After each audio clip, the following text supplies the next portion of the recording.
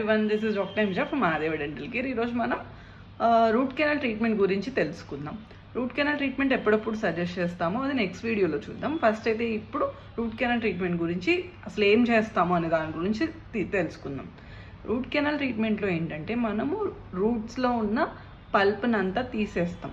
అంటే ఇన్ఫెక్టెడ్ పార్ట్ని తీసేసి మనం పంటిని శుభ్రం చేసి అది మళ్ళీ మనకి ఫంక్షన్ అయ్యేలా చేస్తామన్నమాట. పెయిన్తో వస్తారు.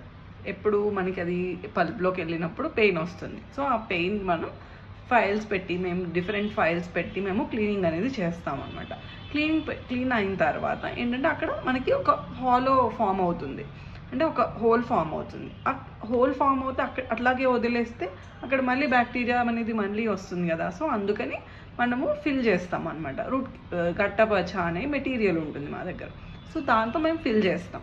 ఫిల్ చేసిన తర్వాత మనం సిమెంట్ పెట్టుకుంటాం. అంటే హోల్ పైన క్రియేట్ అయి ఉంటుంది కదా, అక్కడ సిమెంట్ పెట్టుకొని దాని తర్వాత క్రౌన్ అనేది వేయడం జరుగుతుంది అనమాట. These are all the steps in root canal treatment. That's all for today. Thank you.